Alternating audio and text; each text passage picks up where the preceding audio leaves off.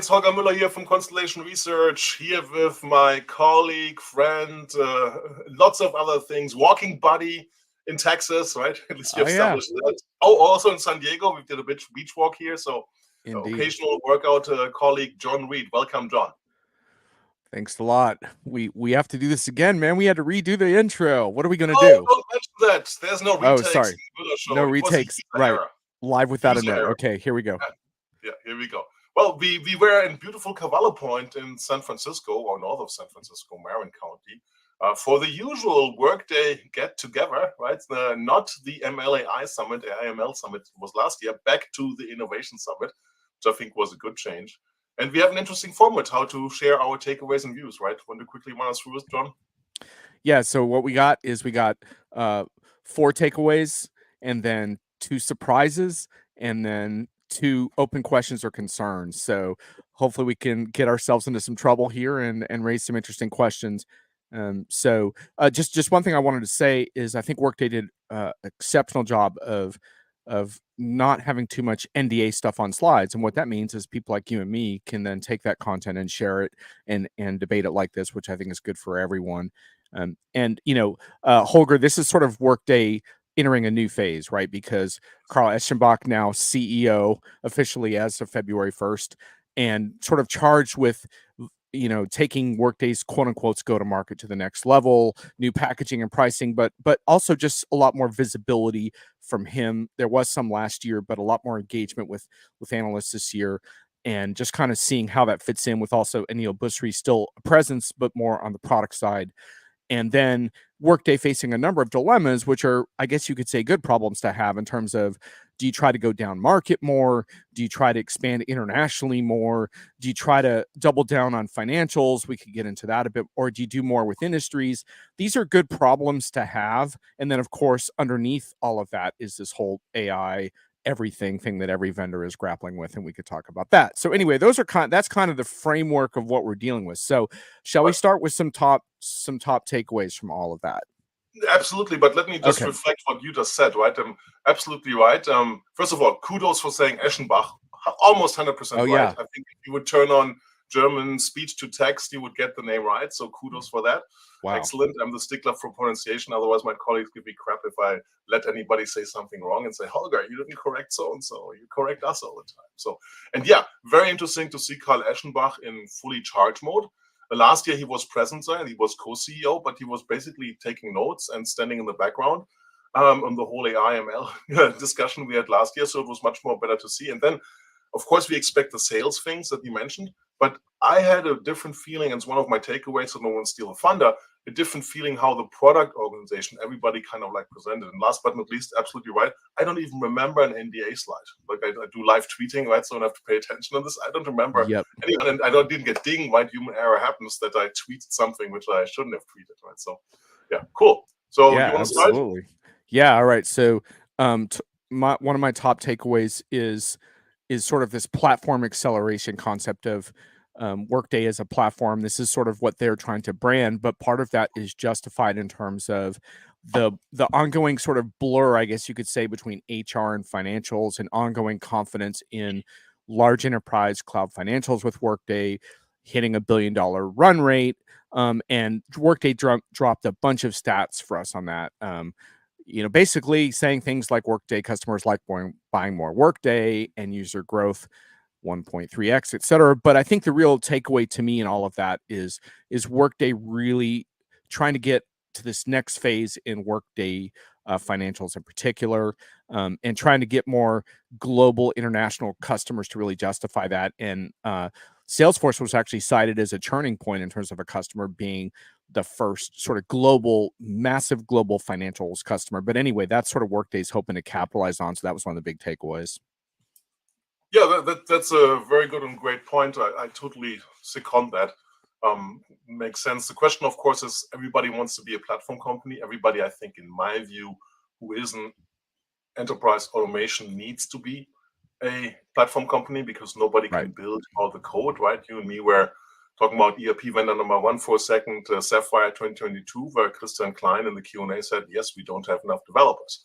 So what Right. is the answer to that? Is forget about the automation and don't get it and keep dreaming of it and doing things by hand. We can't do this, right? Enterprise acceleration, platform acceleration.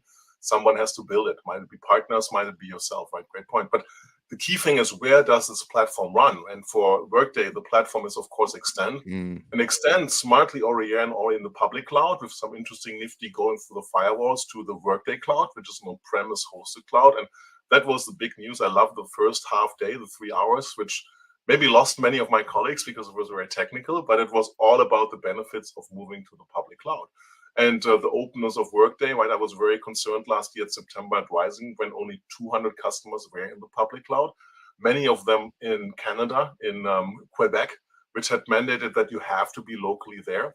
And as you mentioned already, the similarities between Workday and Salesforce, both Salesforce and Workday went to AWS for the reason of being compliant with that local data residency piece on that. So it was kind of like compliance Canada forced. So everybody has to think Canada. And now they're up to half a year later at 600, which is like, if you want to do a press release, it's a phenomenal 300% growth rate to go public cloud. But all the dance was done really well of saying, well, you can keep doing what you're doing, but there's more reliability, there's more stability. And then the ultimate thing, we didn't talk much about AI, right? But AI can only happen through the public cloud. And Workday Extend, I call them the enterprise application platform, the PaaS of the SaaS vendor is running in the public cloud, and the customer needs to be close to it. So no question about that. Well, and I don't want to miss the fact that you've been pressing Workday as far as like, the every analyst probably has one or two like trademark annoying questions they're going to pound the vendor with. This has been yours for some years now. And we even talked about this last year. And so I know that, this was like a big thing to kind of see that progress there. Just real quick, I think you should say for the viewers, why do you think this is like such an important shift? Is it mostly because of the AI aspect, or why do you think this is so key?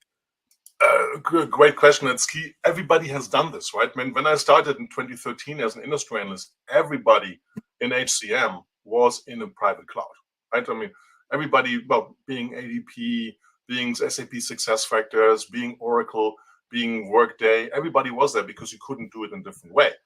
Then fast forward, everybody was gradually moving there, and doing your own cloud is technically possible. It's a massive CapEx investment which you have to provide, which takes away from the other CapEx investment, which is your product development.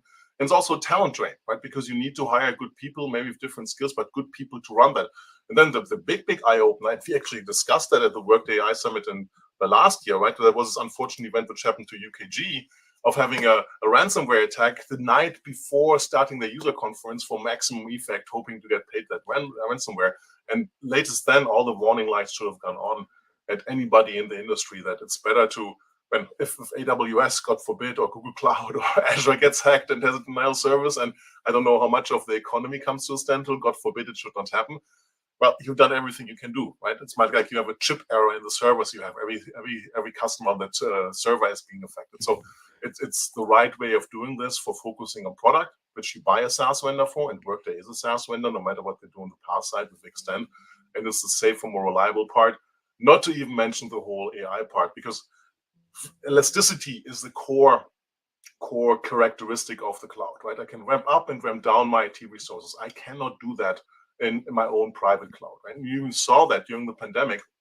The vendors who were like first generation cloud and a private cloud, like Salesforce and Workday, couldn't give that elasticity to customers of saying, I'm not running my business, I'm shut down, I shouldn't pay anything, right? Which is the whole premise of the cloud. It wouldn't work, or they would lose money because their data center, their servers, their people were still there for them to start up any other given day. So this key learned lesson of boards, right? People who are not even technical, that the cost structure of an enterprise need to be lockstep up with the business performance of an enterprise. If I do more, I pay more. If I do less, I should pay less. That is learning, right? I had board members, I'm from Europe, as you know, right, which had presentations like 10 plus years ago and said, I now got this, right? I didn't understand it for the cloud argument. I understood it for the office, right? Which is a big discussion of sunk cost. I understood it for our own delivery fleet, right? We should have a third-party delivery fleet to ramp up and down from that perspective. So that is the key aspect. And that for AI, nobody knows how much AI will an enterprise need. And that unlimited pay per performance, somebody needs more, somebody less. situation can only happen for the public cloud. So in my view, congratulations for Workday to go there. The conversation now changes, like we see that at SAP as an example, like how many customers are in the public cloud, right? How many can take advantage of that? And it's a good moment. Last thought on this for doing this, I'm talking way too long, because there's this big AI carrot, which realistically will only go better, right? If I want to run this on premise by myself and want to go on my knees to pilgrimage over to, I think it's Mountain View, where the NVIDIA headquarters is, to Jensen Huang and say, please give me some DGX machines. Yeah, you can be barefoot and on your knees for it, starve there probably, because it all goes into data centers, other places, right? So that's the situation right now on getting anything to be run on the AI side. Sorry, long excursus. Your second takeaway. There we go. Yeah, takeaway number 2. I'm not going to get to AI yet, because a big part of how I perceive AI, and I think Workday as well, is that you have to have the data components in place. And so I'm going to go with the next gen talent emphasis, skills-based organizations, and how AI fits into that. Over 2,000 Skills Cloud customers, and there are still adoption challenges with skills, which have to do with that transition to skills-based organizations, which we had some really good discussions about as a group. But having said that, I think, in my opinion, Workday has some compelling offerings around that stuff. And we got into it in terms of things like Talent Marketplace, Career Hub, the ability to provide more access, more predictive guidance to internal job seekers, reaching more external job seekers.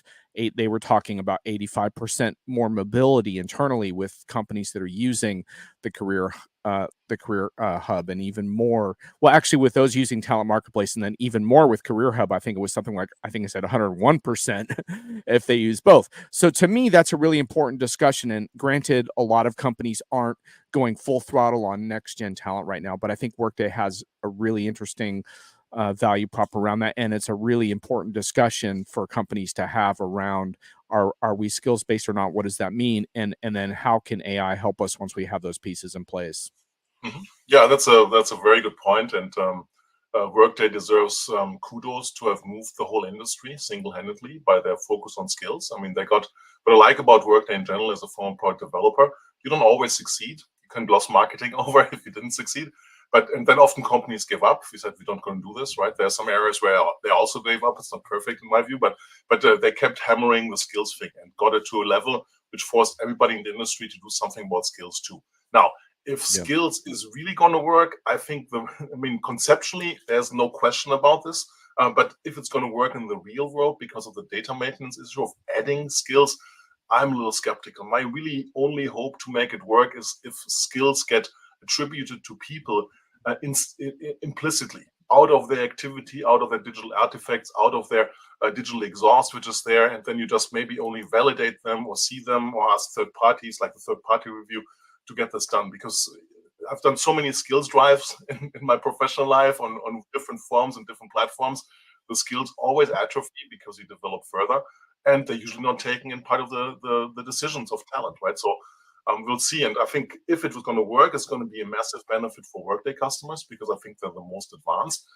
It will force other people who have kind of like a fig leaf skills approach. We have it too, don't worry about it. Force them to really do the investment. So it's going to be much, much better for workers, the future of work, if this really pulls out. So yeah, and you also have to convince customers that their old bad experiences with skills ontologies are going to be different this time, because it is now going to be easier to keep those skills up to date and relevant with the help of, like you said, AI, and hopefully more self-maintenance around it and stuff like that. So there's a longer discussion around that, but I think it's a worthy ambition, and it's important for the industry. Yeah. So, and you mentioned a new good point. I sensed, maybe I was wrong, happy to discuss with you. I haven't talked to anybody about this. I sensed a different level of communication from Workday. It was much more open. I mean, Doug Johnson, who we never saw before, co-president for sales, right? He was openly saying, I wished I had a better I wished I had a Japan. Yeah, he wanted payroll for Japan. Yeah. Yeah. So which is absolutely necessary. I can understand the sales guy, but that would never be even uttered in a private side chat conversation before. So there's more openness. And what I find really interesting is that David Sommers had his team present largely, not him so much, and taken cross the vertical aspects of this, right? UX was one. Moving to the frontline workers was one. So the first implementations of the key people, right, to build HCM, Christina Gold, finance, Terence Wampler, and then the lady who does Kirche as a last name, German name, stick better with me. Apologies, forgot the first name. Right? They talked about cross aspects, right? So which is interesting because customers are sweet customers, and the silos where things don't work together is highly unproductive for them, right? So I think that could be an interesting thing. There's more experimentation, there's more openness. I mean, the big 800-pound gorilla in a positive sense with Anil is no longer at least their day-to-day. So I see some positive openness and approach things happening as well, which is my second takeaway. Yeah. What is your third? Comments, please. Yes. So yeah, I generally agree with that, and I think that I'll be fascinated to see how much of that dialogue that happened is taken forward into product discussions. But the back and forth was good. I'm going to talk about quickly jump in, right? If a product organization presents like this, they're not doing this as a trial balloon in front of the analyst community. They're doing this already. They might not have the guts of saying we're doing this and this is successful because they can't say, but I think that's behind the scenes already happening. So it's just a food for thought. Right. Yeah. I'm sorry to jump in. Go ahead. Oh no, it's fine. So my thing is my next one, and this is going to require a couple articles for me to really get into. We can't do all of it here, but it's around Workday's generative AI momentum and strategy. Workday has been very vocal about responsible AI in particular and taking a more deliberate approach to AI in certain ways. I have been pressing Workday on this prior to the event because I was feeling like responsible AI was, if it's one of those things where if you say it so many times, it's maybe true, but that doesn't really work for me. I need to understand the different components for that.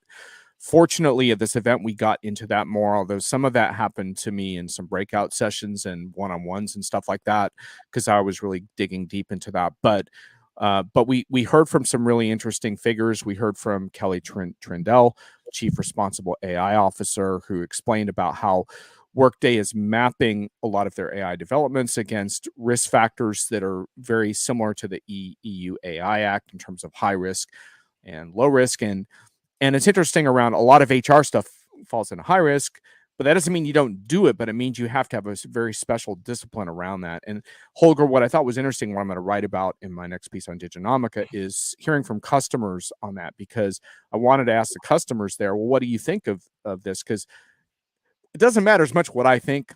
What I think might be somewhat interesting, but what customers think is what's really important. And customers, generally, the ones we heard from at that event, really liked Workday's more cautious but still forceful approach to this topic, and they said it resonated with them basically because they're doing the same thing internally. So of course it's tricky with AI because obviously a lot of AI pursuits predate generative AI, and so that's already happening and that's already built into the product. So we have to be careful when we talk about this, because it's not just a new thing, but the point is that generative AI presents a new set of pressures and opportunities pretty much across product, both from the development side and the functionality deliverable side. So it's a whole new conversation in certain ways, but Workday's sort of doing both. So they have the built-in AI and then have this new stuff. And so we're just trying to make sense of all of that. And that's sort of my takeaway, is that we made some progress there. And the one thing I will say about Workday that I think they have some work to do on differentiating what they're best at with AI. And I'm actually going to write a post about some of the things I think they could emphasize more. But one thing amongst those is pricing, because I think they have one of the better messages around AI pricing in the industry, where they talk about basically a focus on co-innovation and not trying to monetize the heck out of customers' own data, because customer data is so important to these scenarios. And Workday's, I think, been very forceful about, we're not going to charge customers for that. And I think they could be even more strong on how they articulate that. Now, they will charge for new SKUs and new products, and so that's different.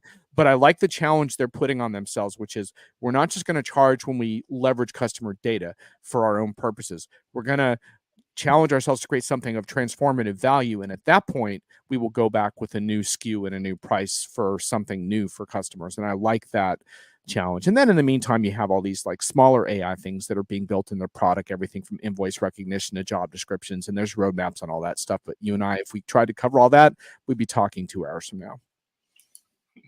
Exactly, but great points you make. So much to unpack. On the pricing side, yes, I was surprised as well. It's kind of like an industry move. Oracle doesn't charge for any of generative and other AI too. Now, easier for them. They have their own cloud infrastructure by their own, which they need to utilize, and nothing better than utilize it. I think it's very important for software vendors to charge for working innovation and automation, in the sense that they get money for that to put back into R&D. So I'm always suspicious on the free argument, as we've been traditionally. And on the ethical side also, it's going to be super interesting in 1 year from now, how much we're still going to talk about ethical and responsible AI, because with every vendor, that's the conversation to stall things and buy time, right? I mean, Microsoft being the super showcase, right? Lobbying very successfully in Washington, in Congress for regulation and other things, and let go of half of their, one of their 2 teams, the bigger one. At the moment, they had the OpenAI thing working, right? So I think we have to be very careful of what is legitimate ethical AI usage and what is stalling technique in the industry. And with that, holding customers back, right? Because can I just cut in for just? I want to cut in for just 1 second on that, because I think it's going to be important in the future to sort of divide responsible AI up into ethical stuff and into stuff that pertains more to output accuracy and actually getting a result. Because part of the responsible AI conversation is the right architecture to get more accurate results and the right proper design. That part of the conversation is not going to go away, Holger. But the part I think you're right about the ethical part. Unfortunately, a lot of companies, we could say how we want, but even customers are not always going to approach this in ethical ways. They're going to be looking at headcount reductions. Come on, this is the real world. People are facing pressures. So I kind of make that distinction, because I think the ethical part may fade in certain ways depending on the company, but I think that whole thing around accuracy is going to be important, because every day now you still see more headlines around companies stepping in it because of crappy AI results. So I'm fully with you on the accuracy. If it doesn't work, don't use it, right? And things will go wrong. Part in my view, part of responsibility is providing companies with software that helps them to achieve those. So I think that part stays, but the ethical part, you're right, that may be more, sometimes that feels like fashion statements in a way, right? Like feel good stuff, and how much of that is going to stick, we'll find out. Some of it will stick if it's tied to regulatory things, but the regulatory aspects of AI in the US are really uncertain with an election coming up and stuff like that. So anyway, sorry, back to your response. No, you're absolutely right. So I'm impressed overall, because regulation is always behind. How advanced the AI regulation is relatively to the innovation. And we have to go back to history. Did we have a EU, UK, US effort to regulate a new technology 1+ year? In the second year, it's out there, which I don't remember having that. I need to go back, and somebody who does compliance stuff for a living might know better. But I think they're moving extraordinarily fast, which is both good and bad, because with every regulation, there's the famous unintended consequences, which nobody planned for. And then there's the slowness of the legislative process of not fixing things, which weren't intended by anybody. So that's kind of the thing. But for me, the bellwether test is, and that was interesting because I also shared how they're reporting, right? The product organization rolls up one way, and the chief AI officer, Katie Drundle, she reports to the chief legal officer. And that means that everything comes together at the CEO level, right? If they cannot agree on something. And I asked in the break, I asked Katie, like, how often have you been in Carl's or Neil's office butting head with the product organization? And that hasn't happened yet, right? Which to me, if I put myself back in building product, I wanted my product managers, product strategy guys butting heads with the product development guys who couldn't deliver everything, shouldn't deliver everything, had other things to do, and have this creative but discussion on that. And if that hasn't happened yet, that's a concern to a certain point, because I think 2-3 times a year, you should be in the CEO's office butting heads about saying, this is not responsible, this is not ethical, we cannot do this. But our customers are saying they want to do this, like you said before. So that's going to be, for me, the bellwether, if you're really pushing the envelope, staying responsible in that setup. Yeah, and the other thing I'll say that I think is interesting here is when Kelly Trindle was on stage, pressed this question around responsible, defining it, and the risk factors. And a couple of times, she and other folks at Workday talked about how one of the unacceptable risk factors they're not going to do is intrusive product productivity monitoring and employee surveillance, said we could build things like that, and we choose not to. And one of the things I'm asking Workday to look harder at, and I do this with all vendors, not just Workday, is create more educational content around that, because I think it's not simple enough to just say our tools are responsible, put them out there. You have to also help customers to understand, here's the ones that are having success with it, here's what they're doing right, here's how they're avoiding some of the pitfalls that will get them in the press and look bad and make bad decisions and cause employee morale problems. So I think some educational resources, I think, need to be part of that. But I like talking about that, because these tools, if you're not careful, they start to feel like surveillance technology. You have to be very careful. Very good point. But my third takeaway is I missed well, let's go on the positive side. Very good focus on execution on sales and go to market, which supposedly was always a challenge in the past. I mean, now we will see how much of that will be flying off the shelves, Workday all over the world, tapping into new things.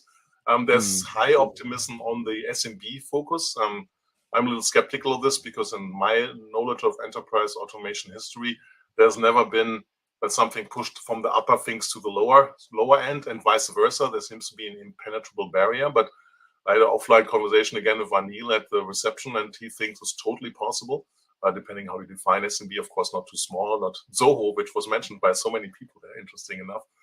But it's good to see that they're focusing this. My concern is, of course, I mean, if you want to go and you're Workday, you must have payroll, and we'll talk about payroll and the not so positive things in a moment. But you need to be full stack vendor against the competition who is a full stack HCM vendor. Right. And different programs like Workday Accelerate, designed to make Workday easier to consume and implement. And I also think that down market, there'll be a little more industry expectation in the mid-market to have a little more industry functionality around some of those core industries. So those are interesting challenges for Workday. And especially, as you say, when they have so many other priorities like internationalization and financials and improving the planning integration and planning performance, because I know that's an area they want to improve as well. So there's a lot to digest there, and it will be interesting to see how successful the go-to-market is. But we heard again and again that a big go-to-market changes have been made that are going to make Workday easier to purchase, consume, and work with. So we'll see. Yeah, great point. Absolutely. Your last fourth takeaway. I think I'm counting right. I'm not sure if I lost track. Oh yeah, I think I might be on the final Yep. one now. Let me just see if I have that in my notes, because I know I had one more. But you're looking, I can. Yeah, what's your last one? Mine, right? I mean, we talked about skills already, which took one of them away. I mean, AI is obviously coming to Workday as an assistant. There's no question about this, right? That's the easiest way. Yeah. Interesting that on my questions to the product panel, experience was the biggest ignored challenge, which is a huge issue. If you speak to any Workday user, not necessarily HR side, which are power users, but employees and managers, they say the UI is a problem. I can't find what I need to do. It takes me too long to work there. And I hope with the move to public cloud and the compute available there, we always said voice is the new UI. You don't need to know where something is if it's being served. I want to change my bank account, and whoop, there's the bank account entry thing. I have a new addition to the family, and whoop, there's a question, oh, is it male or female or whatever, at least at birth. Excuse me. So that should help tremendously, and it's going to be interesting to see. And we had a demo, of course, no HCM meeting without a demo of an assistant. We'll see how that will help Workday on the usability side. Yeah. Did you find your fourth point? I did. We kind of covered it a little bit in the platform concept, but it's hard not to miss Workday Extend and the emphasis on Extend throughout everything Workday talks about, and a lot of that has to do with this, trying to create deeper industry functionality, make it easier for customers to build on the platform, make it easier for partners to build on the platform. And the reason this is kind of important is that a number of years ago, you really didn't hear this kind of talk from Workday. Workday was very, very cautious about extensions, and a lot of that had to do with it. They wanted to maintain some coherence and control over a lot of their user experience, but they're clearly well over that hump now. And And sorry to jump in, John, right? yeah, And I mean, I'm a big fan of organizational DNA, right? Large PeopleSoft DNA. PeopleSoft got totally burned on the flexibility and power of people tools, yep, which was the EAP before we had the cloud, right? Of people customizing and being able to upgrade. And also, understandable counter reaction, but the pendulum has to swing the other way. And for a long time, that was major criticism on Workday. Yeah, sorry to jump in. totally. Oh no, you're absolutely right. And this is sort of one of my frustrations with the perception of SaaS as a whole is this idea that you have to be standard and vanilla about everything. And the reality is different. It's not yes, when you extend and you build complementary applications, you are always going to be invoking a little more of a testing burden, let's face it. But there are ways of doing it without breaking everything. That's the whole point. It's different than classic customization. And so we're hearing a lot more about that, and that also applies to AI too. And I'll touch on that a little bit in my final comments. But in general, it's just important to think about that. That's how Workday should be evaluated and assessed by customers and anyone who's looking at the products. They're taking it seriously. So let's take them at their word. Yep. Great point. Good point. I mean, I'm going to be philosophical a little more, much more openness and update on what the Workday challenges are. Realistic assessment on the payroll side, on the workforce management side, on the cloud side, on the challenge and go-to-market. Much more, here's the beautiful Potemkin villages, and I'm not going to admit that they're all made up, propped up, or there's issues. So much more honest assessment, which I think can only be good for Workday customers down the road, right? Seeing things how they are instead of like on the marketing side and not talking about them and fixing them internally and then saying, oh, hold up, we have a solution for that. Cool. Yeah, it's interesting because there were a number of pretty sharp questions placed around this topic of, you know, it's the what keeps you up at night type of question, but it's actually an important question, right? Like, where do you perceive the weaknesses in what you're doing? And I was quite pleasantly surprised by the openness to talk about that because I strongly believe that in business you have to have a clear and accurate assessment of your weaknesses in order to build on that. And I don't understand why so many vendors are afraid to do that because that's how you benchmark how your progress, because then the next year you gather again and say, remember last year when we acknowledged this deep weakness, well, here's what we did about it. And I saw a lot of that. And I welcome that because I don't always see that from Workday or any vendor, but I saw that this time and I think it's healthy. Yeah, I absolutely agree with you on that. And I don't understand the thinking either, because I mean, there might be some minor problems which you can keep under the rug and fix and don't even have to talk about. But if they're larger, known, talked about in the press, potentially even, Right. maintaining that they don't exist, but then working on them feverishly internally. And then half a year later saying, oh, the rabbit, we listened to our customers and we solved this problem. That is just, not being transparent. My favorite, one of my favorite, is super important. Yeah. One of my favorite examples of that is public sector projects, because in the enterprise, most of the lawsuit activity for failed projects seems to come in the public sector.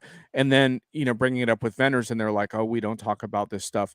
And it's like, well, it's in all the media and I'm not looking for legal discussions here, but there's a reason why these things happen. And we need to talk about the weaknesses that create the potential for underperforming projects. And so we got a lot of that from Workday. In terms of the surprises, are we at the surprises yet? Yeah, sure. Okay. Well, one of the surprises you already got, which was just the growth in the public cloud and the emphasis of that. So there's not a whole lot more to say there, except that the impact of containerization from a security angle can't be underestimated. These things like deploying on top of Kubernetes and stuff. Okay. It sounds like geeky, sexy, whatever. Deploying that once a week, updating it. Okay, that sounds geeky, sexy, but what you're doing is you're reducing the attack vectors for your organization. You're getting rid of some of the vulnerabilities that could cause you serious problems. So I know it sounds like, oh, Kubernetes is so cool, but there's actually some very practical reasons why you would want to do this. So that was one of my big surprises. Absolutely right, and it also means industry standard portability. Right, with this, I mean the cloud partners who work, they are Amazon and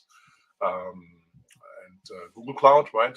Others might be around as well, but it means if I'm containerized on the Kubernetes control plane inside of the private cloud Workday data center, the movement to public cloud is significantly easier, mentioned. Yeah. So that's the key thing for me. The security is also very important, no question about this.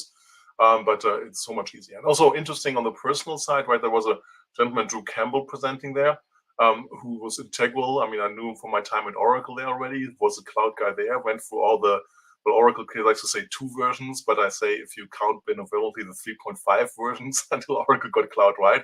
So they have exactly the person to move Oracle successfully to OCI 2.0 is officially called. But has done that from the same Workday architecture of multi-tenant pieces running in the original Oracle on demand, I believe was called 20 years, which was exactly the same that Workday is running right now. So they have someone experienced doing this. And you for the first time presented there, right? Which shows, again, a different situation and the senior person in the organization working directly for the CTO. So that was positive from my perspective. It's not only talking about this, but also having people with the experience of doing it and moving there. What was one of your surprises? Well, that one in general, right? So I did not expect them to speak like I agree on the public cloud move is super strategic, but that will reverberate in for for Workday customers in 10 plus years from now, next year already. I mean, that's the pivotal moment, right? So no question about that. The other one was the openness, which we also touched already. The less feeling constricted in a party line kind of like move, which was always kind of like there. Workday is always very scripted, and there was less scripted parts, right? Maybe they put something in the water or so, but it felt very different than the other standards before. My other surprise is also a little geeky, but actually I think it also does matter a lot. And this one I had to read between the lines a bit, but then I confirmed it some in my discussions. Shane Luke, head of AI and machine learning, was on site. A lot of good dialogue with him. What I picked up on, Holger, in the AI push was less reliance on external large language models. And there's a few implications for that. Workday is relying more and more on its own internal models. And part of the reason for that is Workday has figured out, which I think a lot of the smart vendors are figuring out, is you don't need a massive language model for a lot of these discrete Gen AI functions. You just need the right size for that function. And so you build a lot of those models internally. Well, what are the advantages of that? Well, it's cheaper, it's more efficient, it consumes less energy, it's built for purpose, so you're going to get a better result.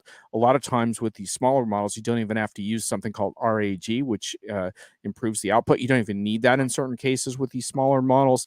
And also with external LLMs, yes, you're protecting your customer data privacy with these agreements and stuff, but the fact is it is moving into an external environment. Perhaps sometimes you can get the open source version and control it, but the point is that controlling your own architecture is cool, and it saves money, and it works better. And so there's a lot of good reasons why reducing dependence on that is important, and I wasn't expecting that from last year as much progress as they made there. So that was interesting. Yeah, no, very good point. Absolutely, much more openness also. I mean, it was almost an architecture. Starting to say on the positive side, it's good that they opened that up. It's too much still. If you remember the picture, trying to go the other way, it was too much of a circle from the customer to doing some magic and back, which was 100% the model last year, right? It has to be something like a collision, right? I get a lot of, and we can talk about size of model, a lot of stuff from the public general things, right? I get a lot of things. There must be a Workday lingo model, right? Which every customer uses because they just don't call employee, but an associate and so on, right? So everything will stumble about this and public models will not know that. There should be an industry model, right? Which gets all the healthcare content understood, right? Which might be totally different in retail content. And that's across hundreds of customers. And then comes the very small models. My comment on the very small models, I only hear vendors talk about the very small models who don't have their own access to large models, right? Because I think in the long run, and I could be totally wrong on this, bigger is always better, right? Because we see this, look at Microsoft as an example, because of the lack of compute, because they only had one AI supercomputer. Now they want to build 100 billion one or whatever, right? So many co-pilots, which means, again, it's the human in the middle. I can pitch that to you. The human is in control, right? The human has to always be in control. But it gets kind of like annoying if your day consists of juggling data and outcomes between 3 or 4 relevant co-pilots which you're using. I would like these co-pilots to be used. I would like to have a situation where my AI assistant knows I didn't come to the office because there was an accident on the road to come here. I'm not having a good day because my soccer team lost or whatever. And so the larger information around it, which makes us humans, right, to be able to do something like empathy, right? We're far away from doing this in generative AI, but for that I need information. So the crucial thing which was missing there is, what is your foundation model architecture, where you go from the large public cloud, boil the ocean, which know what just happened in Palestine today or whatever, which might affect or not affect you, right? But the human relation is, I know you have a background from the Middle East, so I should show empathy for that. I should understand that you're not working full hours for whatever reason, and I glued to the TV as an example. This overall awareness, I think, is going to be crucial and be the better AI. Lots of things can go wrong, but for doing this as a SaaS vendor, you need to have this foundation model architecture, right? Which is the layer cake, which goes up from very general to super specific, super data responsible, super data privacy relevant. Of course, this shouldn't be shared with anybody. That's the key thing, and that was missing. Well, it depends a little bit because, even OpenAI, as Sam Altman has acknowledged, that just increasing the parameters even further isn't really going to get us further along. There's other things that have to happen, which is one reason why they're pitching agents so hard for the next release, because they have to distract from just making the models bigger. You don't necessarily need in the enterprise always the biggest model, Holger, because it doesn't need to create Shakespearean sonnet poetry for you, and it doesn't need to answer all those generalized questions. I understand what you're saying, but you can the most general model is the one that you need for the most human-based interactions, because when you're interacting like in a co-pilot scenario, you need a larger model generally, because you need to have that ease of use, because that's one of the big things about Gen AI, is that it's creating this new way of engaging with enterprise systems through a more natural interface. So yes, you do need larger models for some of that stuff, but those things can also trigger a number of automations that are handled by much smaller models. For example, even things like, invoice recognition type stuff, where you can build a smaller model just for that gets invoked by the larger ones. So the point is that learning how to use the right size model for what you need is, I think, going to be the way forward. But, like, a lot of us are going to be wrong about a lot of stuff with AI, because it's all unfolding. So you and I can have opinions right now, and in a year we may revisit this and be like, maybe like Holger, you were right, or you may be like, John, you were right about fit for purpose. Who knows? But that's kind of, I found it refreshing, because I think it implies more control over customer data. And it's not like they're saying we're not using large language models. It's like they're figuring out what balance is going to work right for them. But yeah, you may be right. I mean, we'll see. I mean, maybe that's buying time to build their own foundation model, and so in which case I'll concede the point. Foundation model architecture, right? So that Right. has to be something. Yeah, AI has to call through something very specific to me, to something for my company, to something for my industry, to something for my SaaS vendor, to translate things between, that's Workday and Salesforce, which call things differently and not show me the same bad thing, to the general thing. Because I think the general world thing happening is what's affecting business. All I got to say, though, Holger, is if you need relationship advice from your co-pilot and you need those capabilities, then I'm a little concerned for your work-life balance. So I don't think we need all those things in our co-pilots, and so that opens up the possibility to reduce some of the size of it. But anyway, we shall see. Of course, yeah. But I want remember the data mining situation of the diapers and beer situation. Yeah, but also I just want to press you on the fact that these things are not cheap to run. So these larger models that you're romanticizing are not cheap, and right now, no, they come from the public cloud vendor. They're built for everybody. Right. But still, compute has to be taken into account sometimes, Holger, and you don't want to overcompute when you don't need to. That's all I'm saying. Of course. Yeah. No. The question is going to be absolutely right. What's the environmental impact of AI which we are running, which is not being used, right? So yeah, and let's watch as a lot of vendors restate their sustainability goals and carbon stances on the back of this. But having said that, I think this will be a really good one for you and I to revisit next year, because I suspect that we'll both have some changes in our positions based on, because things are moving fast right now. So beauty of our business that it will always change. Indeed. So one negative one, concern one for me, there was less talk about what I call the hard stuff on the HCM side, which is payroll, workforce management. On the GMs presenting, Mariana Santiago, who does the Winley side, wasn't even on the main stage, was there in the Q&A, time restrictions, whatever.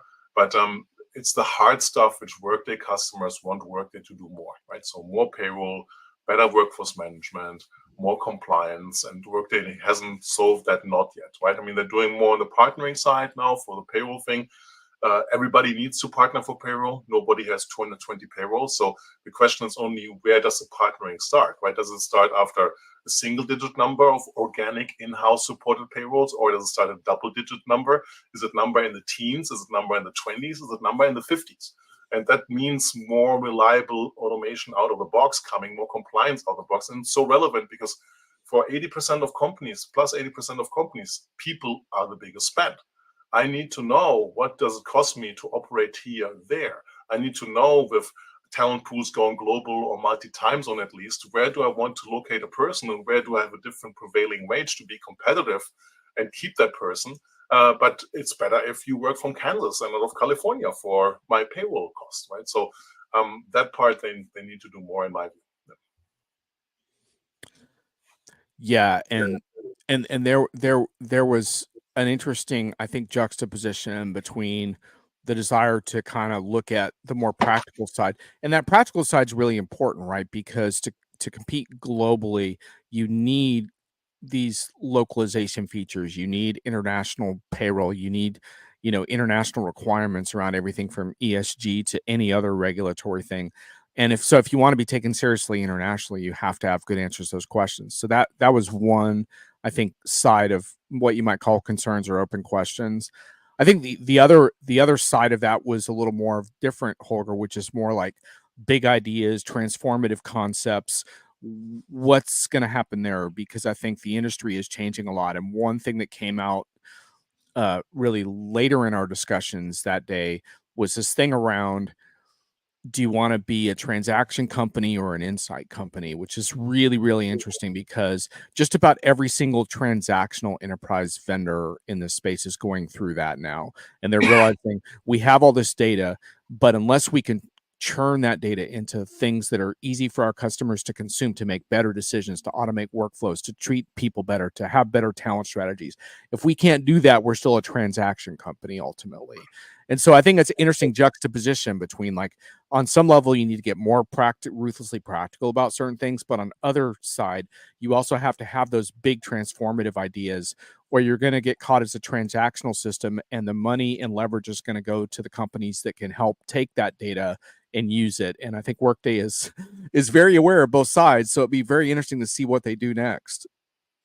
Absolutely right, and you're right. It's an industry problem. Every transaction is the data addition, the drop in the data pool of having unique data to do something, which all ERP vendors, anybody in business a long time, is prouding themselves. But the race is really, who's going to provide the insight, but not necessarily just the insight, but the insight to action powered by AI, right? And that's going to be the big question for me. Is it going to be the enterprise application vendors, or is it going to be the PaaS vendors providing the data lake, the lake house, whatever it's going to be called, where you just put all your data in and you build your new next generation modern applications on top, which are AI powered. And that's going to be a struggle we see in the next 4 or 5 years. And I would like the SaaS vendors to win. I come from the SaaS area, right? They sit on top on the sun deck.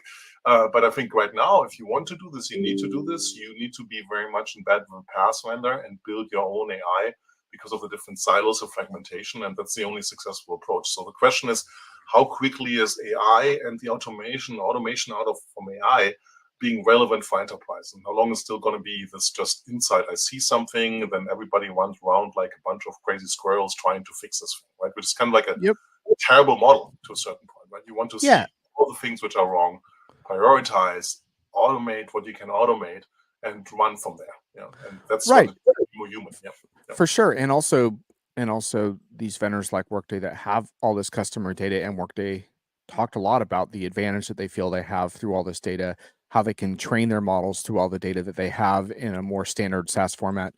It's going to be up to vendors like Workday to show what an advantage that is, to your point around past vendors who don't have all that customer data in the same exact form at scale that they can train on in the same way. So it sets up a sort of an epic battle.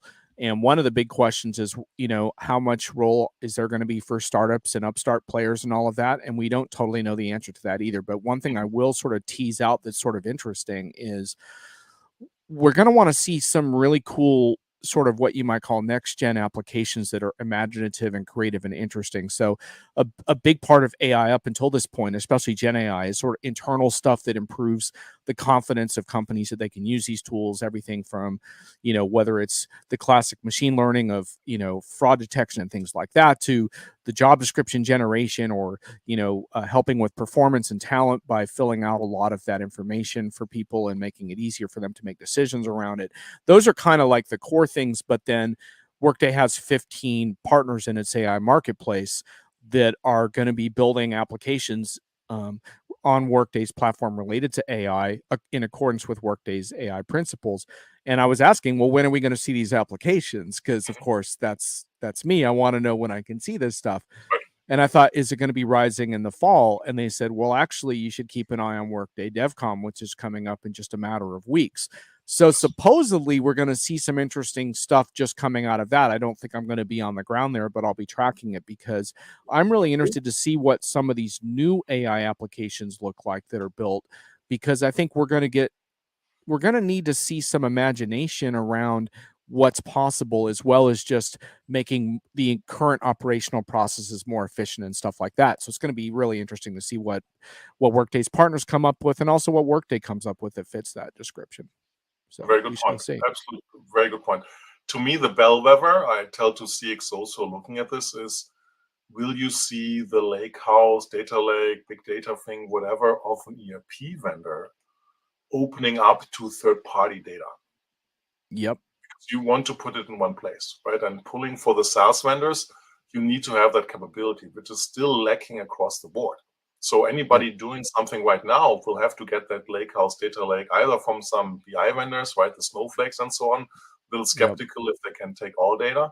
There has to be a monetization model and has to be open for third-party model. And if this is serious, we'll see SAP, Workday, Oracle, just to mention the top three, say, I understand the competitor's data in my lakehouse. I can give you insights and AI automation to run on top of that, right? That's the combination which is ultimately bringing the data together instead of like automating AI in my silo, which we're all talking about, right? The reality for enterprises, you have multiple applications and you have to create this cross-banner, which luckily, thanks to the Hadoop innovation from 10 plus years ago, we have on the data side now. We need it on the automation side. Yeah, for sure. And what makes things tricky is that if you ask the three vendors you just named, if they have those things for customers, they'll all tell you they will to some greater or lesser extent. And so that's what makes our jobs difficult and interesting, Holger, is then we have to go in and try to figure out to what extent is that actually true and where the work needs to go. And I know that you're really familiar with this because you've been pounding the Hadoop that's one of your top questions for vendors as long as I've kind of known you. So you've been pressing this issue, and now it takes on a whole new urgency. So we shall see, right? Exactly, we shall see. I think that's it pretty much, John. I think we went 52 minutes, 43. Apologize to everybody listening to us still here. We didn't have time to make a shorter video. Yeah, right. Right. So yeah, we were in a hurry, so we had to go long. Exactly. Yeah, we couldn't prepare really well. So it is over 30 minutes beyond our usual part. But so many new things, right? Significant changes.